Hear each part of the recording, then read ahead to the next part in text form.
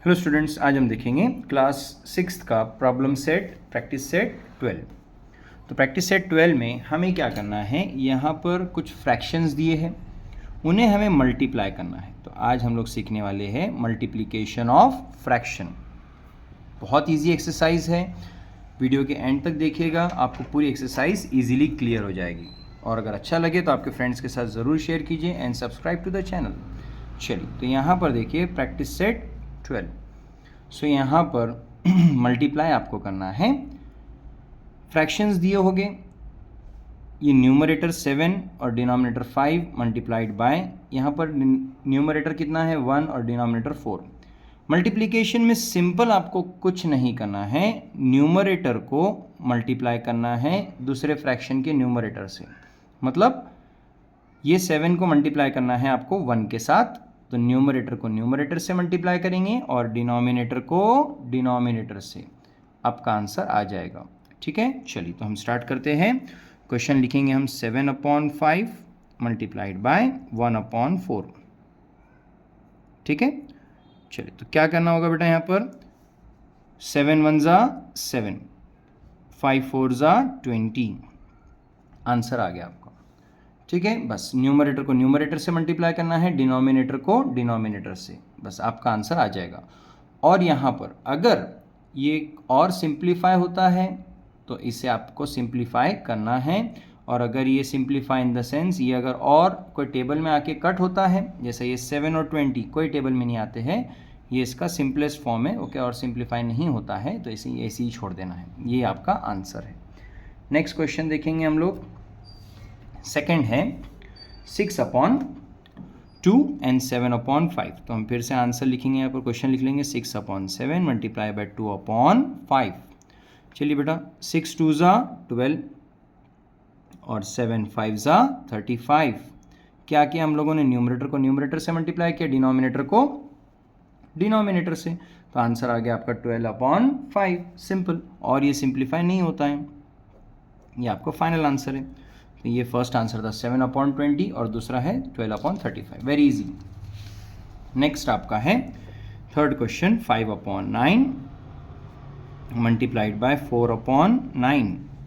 चलिए 5 4 ज़ा 20 हो जाएगा बेटा, डिवाइड बाय 9 9 ज़ा, यस बेटा 9 9 ज़ा 81, वेरी गुड।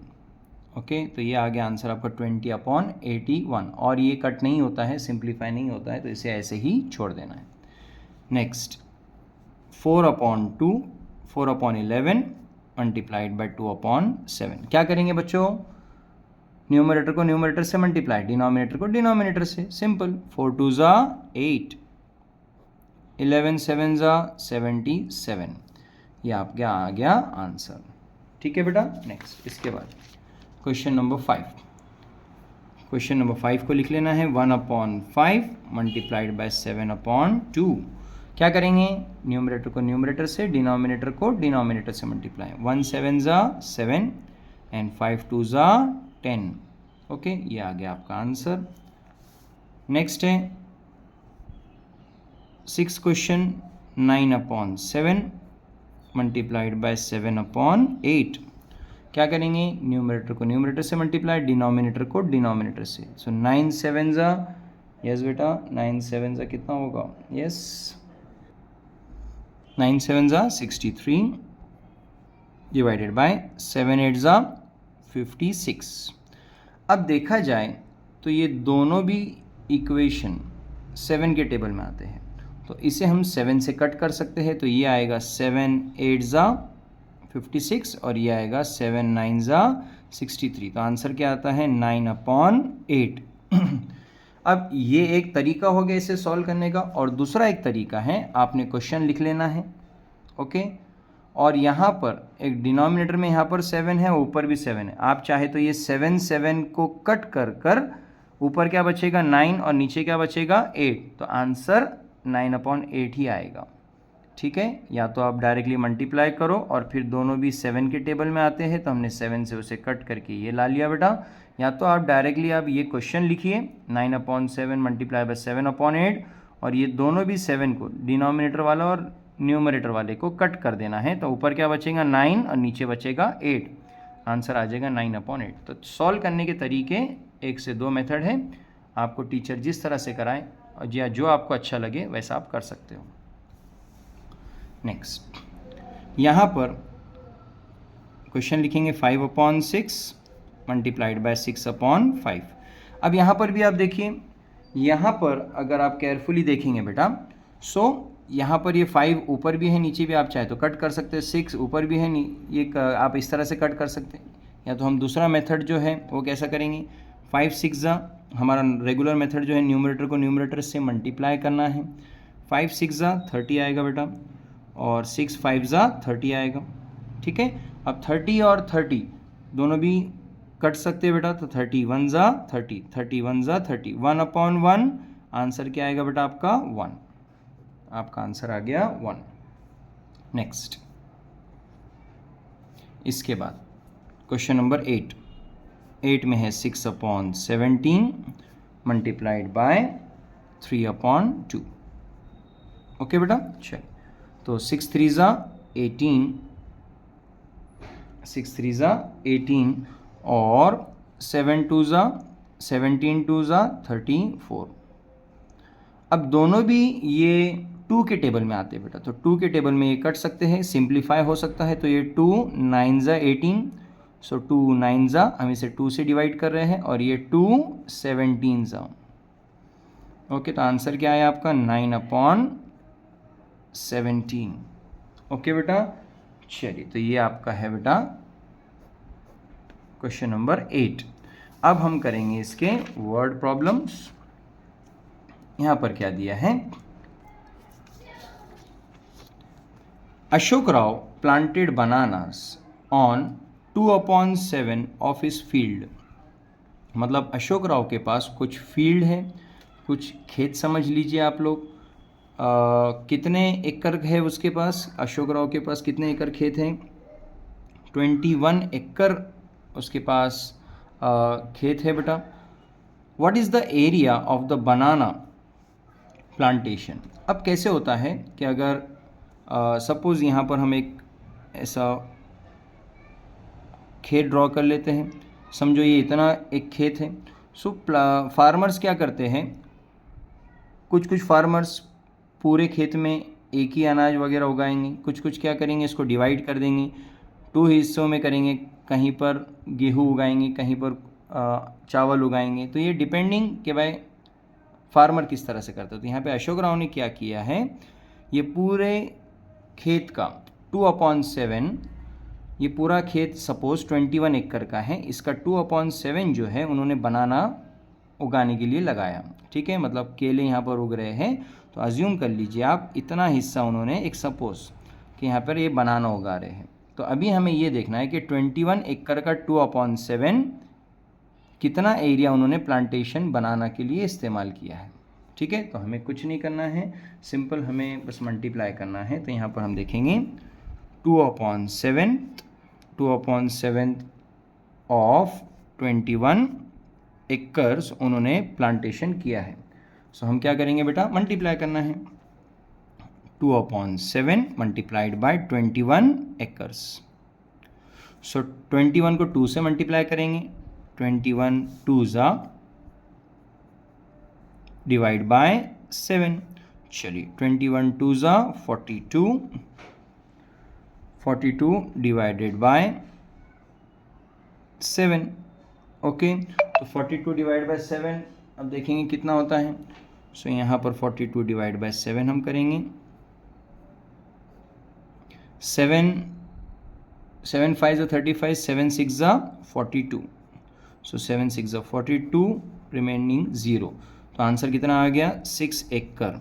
तो अशोक राव ने बनाना प्लांटेशन के लिए कितना एकड़ खेत इस्तेमाल किया है बेटा, 6 एकड़ खेत। ओके, सो यहाँ पर आंसर आएगा अशोक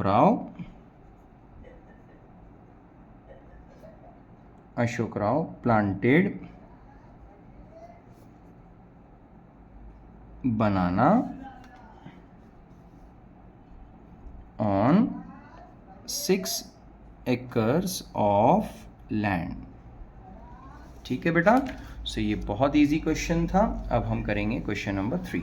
चल, क्वेश्चन नंबर 3 क्या है यहाँ पर दिया है, of the total number of soldier, of the total number of soldiers in our army. So हमारे पास जो आर्मी के अंदर जितने भी सोल्जर्स हैं, टोटल सोल्जर्स हैं, उनका 4/9 are posted on the northern borders.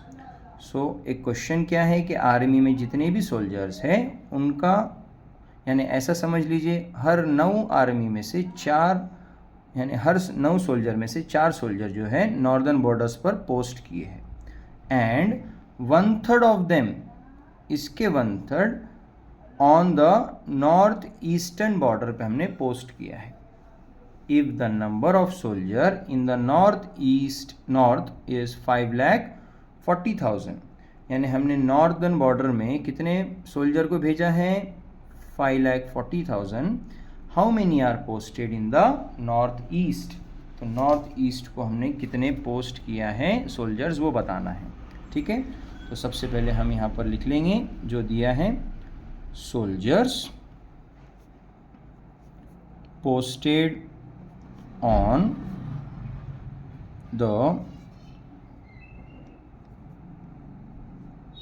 Northern borders, कितना है बेटा, इज आर 5,40,000। तो नॉर्दर्न बॉर्डर्स पे हम लोगों ने 5,40,000 सोल्जर्स पोस्ट किए हैं। ठीक है,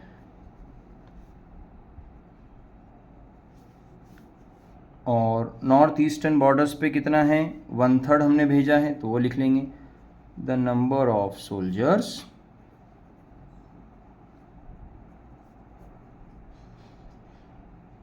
posted on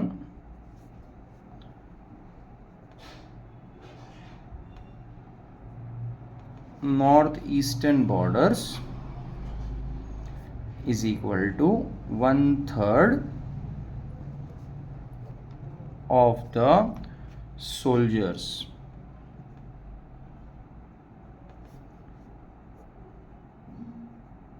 posted on the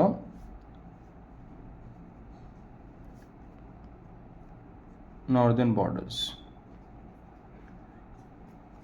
ठीक है, देयरफॉर अब हमने क्या किया है, जो सोल्जर हमने नॉर्थ ईस्टर्न बॉर्डर्स में पोस्ट किया है वो कितने हैं, 1/3 है। ठीक है, आगे तो इसीलिए क्या हो जाएगा, देयरफॉर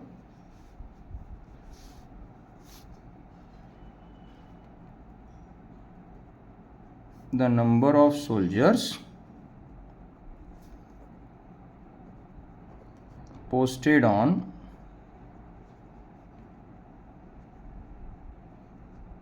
नॉर्थ ईस्टर्न बॉर्डर्स कितना रहेगा बेटा, 5,40,000 का 1/3। ओके, सो कितना आएगा आंसर यहाँ पे, 1/3 मल्टीप्लाइड बाय 5,40,000। देखते कितना आएगा, सो 5,40,000 इंटू 1, 5,40,000 अपॉन 3। सो 5,40,000 का डिवीजन करेंगे बेटा 3 से, 5,40,000 डिवाइड बाय 3। सो 3 1 ज़ा 3, 5 माइनस 3 2 बचेगा, नीचे आएगा 4। सो 3 8 ज़ा 24, और ये 4 ज़ीरोस ऊपर चले जाएंगे बेटा, तो कितना आंसर आया, 1,80,000। तो यहाँ पर क्या है, हमारे टोटल सोल्जर में से हमने जो पोस्ट किया है 5,40,000, इनका 1/3 कितना आ रहा है, 1,80,000 सोल्जर। तो आंसर क्या आ गया आपका, 1,80,000 soldiers are posted on the north eastern borders. ठीक है बेटा, ये हो गया हमारा answer, very easy. Hope so ये पूरी एक्सरसाइज आप सभी को क्लियर है। वीडियो अच्छा लगा हो तो आपके फ्रेंड्स के साथ ज़रूर शेयर कीजिए, and please subscribe to the channel. Thank you.